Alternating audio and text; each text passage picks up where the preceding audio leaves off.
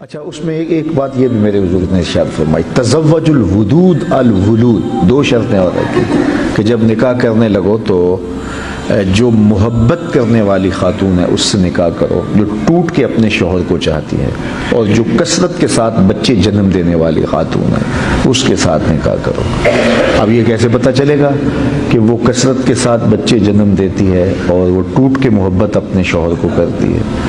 تو اس کی ضمن میں علماء نے لکھا ہے کہ اس کی بہنیں، اس کی والدہ اور اس کے خاندان کی دوسری عورتوں سے یہ اندازہ لگایا جا سکتا ہے کہ یہ کثیر الاولاد ہوتے ہیں، تو کثیر الاولاد کے ساتھ نکاح کرنے کی ترغیب دی گئی۔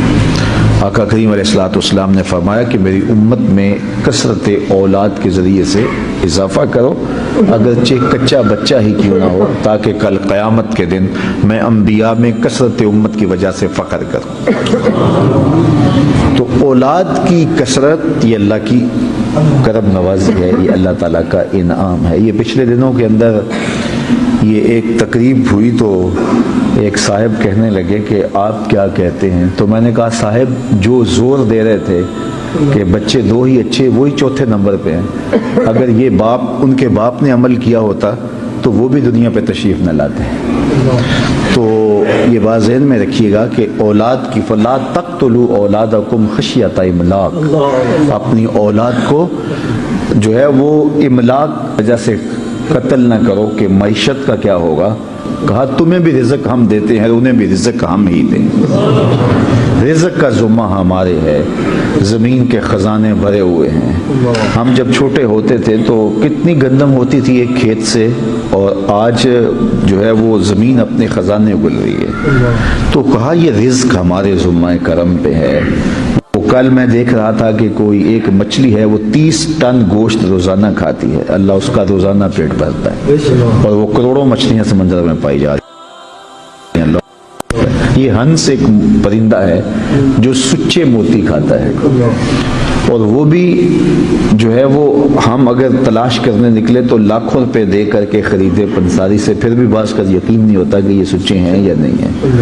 اور وہ روزانہ کھاتا ہے، صبح و شام دوپہر کھاتا ہے، پیٹ بھر کے کھاتا ہے، اور دنیا کے اوپر لاکھوں کروڑوں وہ جانور پائے جاتے ہیں اور سچے موتیوں کے علاوہ کچھ نہیں کھاتے، اللہ روز انہیں عطا کرتا ہے۔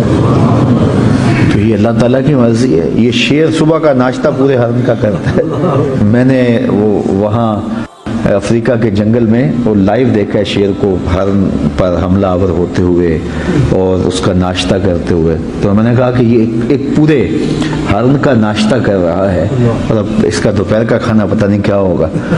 تو اب ہزاروں شیر وہاں گھوم رہے ہیں، اور ان کو روزانہ اتنی غذا چاہیے۔ ہاتھی کو کتنی غذا چاہیے یار، جو ہاتھیوں کو دیتا ہے، جو شیروں کو دیتا ہے، جو پتھر میں چھپے ہوئے کیڑوں کو بھی رزق باہم پہنچاتا ہے۔ تو کیا میرے بچے بھوکے مر جائیں گے؟ مجھے تو اللہ پر توکل ہے کہ وہ رازق ہے، وہ مرنے نہیں دے گا، تو میں اس پہ یقین کامل کر لوں۔ تو بات یہ ہے، تزوج الودود الولود، دو چیزیں ارشاد فرمائی، کثرت سے جنم دینے والی خواتین سے نکاح کرو، اور جو محبت ٹوٹ کے کرنے والی ہو، چونکہ یہ ازدواجی رشتہ محبت پہ قائم ہوتا ہے۔